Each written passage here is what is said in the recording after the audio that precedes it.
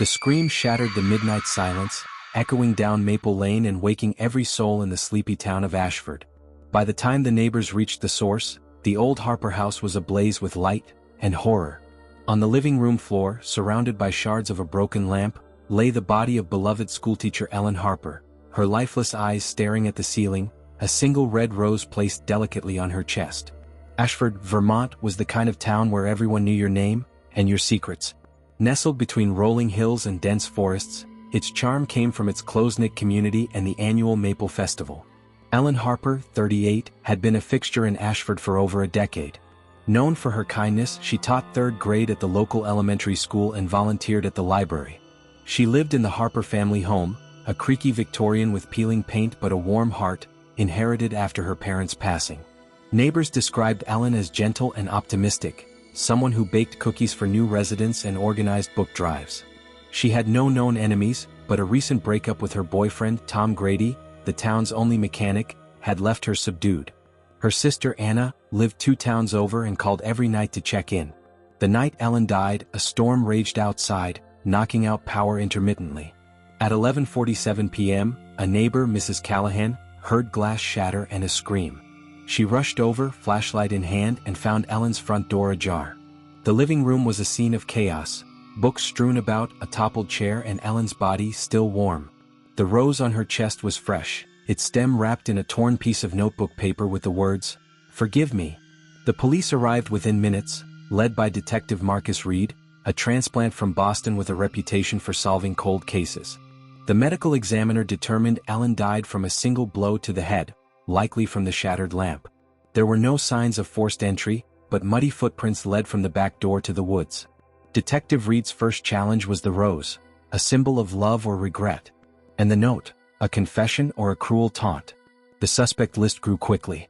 Tom Grady, the ex-boyfriend, had argued with Ellen the week before. He claimed he was at his garage all night fixing a customer's truck, but his alibi was shaky. Anna Harper, the sister, stood to inherit the house. She insisted she was home, but phone records showed a call from Ashford's payphone to her number at 10:15 p.m. And Mrs. Callahan, the neighbor, was the first on the scene. She was fiercely protective of Ellen and had a history of disputes with Tom. Lucas Finch, a former student, had recently been expelled for vandalism. Ellen had reported him and he'd threatened her in front of witnesses. Detective Reed found a muddy boot print in the backyard matching Tom's size, but the tread was generic. The rose, traced to a local florist, was purchased 2 days earlier by a woman matching Anna's description. Yet Anna insisted she'd bought it for her mother's grave. As Reed dug deeper, every suspect lied or withheld information. Tom admitted to driving by Ellen's house that night, to make sure she was okay. Anna confessed to being in Ashford, but said she only wanted to talk to her sister. Lucas was caught on camera at a gas station miles away at the time of the murder. Ellen, it turned out, was planning to leave Ashford for a teaching job in Boston. She told Anna, who felt abandoned. Tom, still in love, was devastated by the breakup and Ellen's impending move. Mrs. Callahan, childless and lonely, saw Ellen as the daughter she never had. Lucas, angry and misunderstood, blamed Ellen for his troubles but lacked the means to commit such a calculated act. Detective Reed, haunted by a similar unsolved case in Boston, became obsessed with the rose and the note.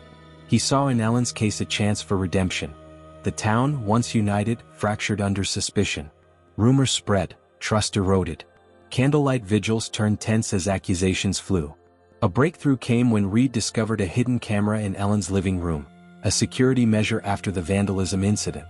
Reviewing the footage, he watched as Ellen let someone in willingly. The figure, obscured by a raincoat and hat, was Anna. Confronted, Anna broke down. She confessed she'd come to beg Ellen not to leave. The sisters argued. In a moment of rage, Anna pushed Ellen, who fell and struck her head on the lamp. Panicked, Anna staged the scene to look like a break-in, placing the rose and note as a plea for forgiveness. Anna was charged with involuntary manslaughter. The town mourned Ellen, but the trial forced Ashford to confront uncomfortable truths about grief, jealousy, and the fragility of trust.